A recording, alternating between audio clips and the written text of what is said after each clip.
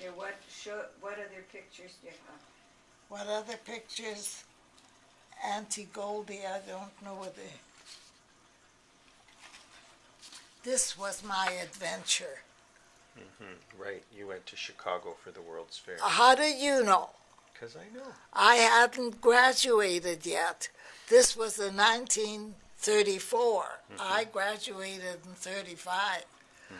But it was my holiday time. This took a year to prepare all the arrangements. Must have been quite And something. we met in Chicago. And we had a ball for 2 weeks. It was 2 weeks? I had nothing, Clarice. I did not even have, when I was in training, believe it or not, I didn't have a nickel for the streetcar to go home. I had nothing, but I went. How did you get to Chicago? By train, obviously. By train. And I told Mother, I went on the train on the cheapest fare I could get, coach, whatever. And on the train, I met a very lovely young lady who came from a very wealthy family of Winnipeg, the Ripsteins. They were considered a wealthy family. And she had a sleeper on the train. And she says, "You're not going to sit up all night. You want to come and sleep with me?" I said, "Sure." What about the other two girls? Pardon? Did you meet them there, or were they coming with you from Winnipeg? That's Tanny. She's a first cousin of mine. Yeah, but was she in she Winnipeg, or where was she coming from? She in New York. So they met you in Chicago. These two met I me in see. Chicago. Okay. And here she is again. And this is her mother. Right. And this is Doris. That was, Her mother is Goldie. yes, she's I think right. I maybe have it right now. That's Goldie. This is Uncle Max. That's Evelyn's father. He was a brother of my father's. What did he die of, Pauline? Sleeping sickness. Sleeping? Hmm. When? He was very young, wasn't he? Very young, extremely young. He got it, he was working somewhere out in Saskatchewan, took sick and came to Winnipeg.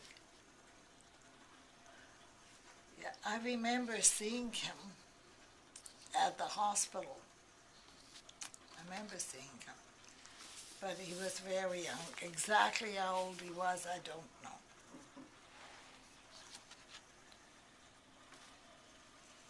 And who else have I got here? It's still Tanny and I. That's Doris. Doris was Shingle's daughter, Right. and she died delivering Doris. Right. She was brought up by Auntie Goldie. And she lives in New York. She's married and has a family of her own. She married a dentist. And she's done well. But so much has happened. Is she still alive, Doris?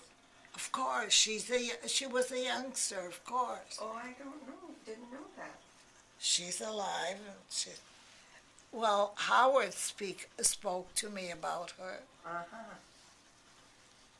Okay, I didn't hear about her. Yeah, she's alive. So Doris would be your cousin. Sure she was. She was my auntie's daughter. Right. Sure she was. Here's Goldie with Doris and Tanny.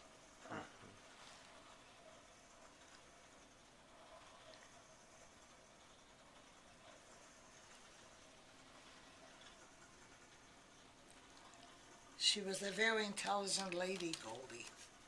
Yeah? Sharp, yeah.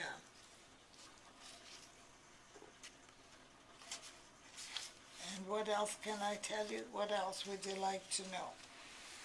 I don't know. You want to know? So we came here in 1924, Barry, in April. And of course, I wasn't able to start school because it was almost the year end.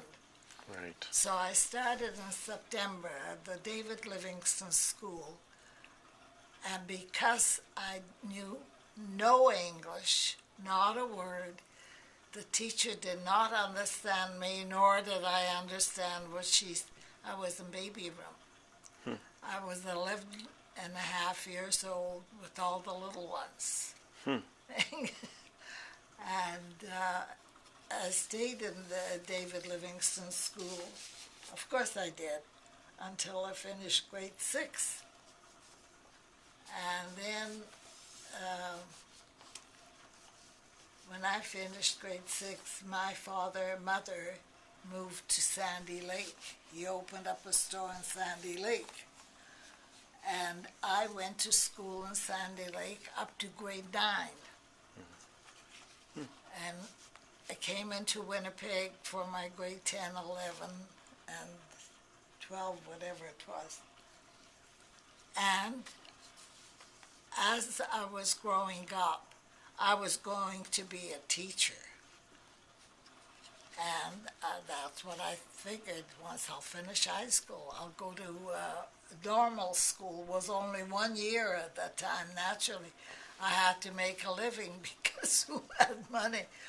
Anyway, one year when I was out at Sandy Lake, it was already when I was in grade 10 going to school in Winnipeg.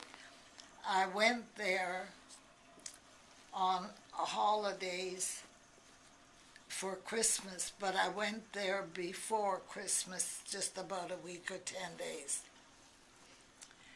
And one of the reeves or counselors of Sandy Lake came into my dad's store and said, "Mr. Shell, I hear your daughter is here. We want a favor. Could she substitute school because the school teacher can't finish school. She's got pink eye. And it's very catchy for the children." So my father says, "I'll tell her." He didn't say, "I'll ask her." "I'll tell her." P.S. Barry, I was told at supper time I got to get up early tomorrow to go to Rackham. Rackham was 6 miles out of Sandy Lake. And I had to be there at 7:30 to lug. How did you go? Do you go by horse or something? Or? No, somebody from the town took me there from these.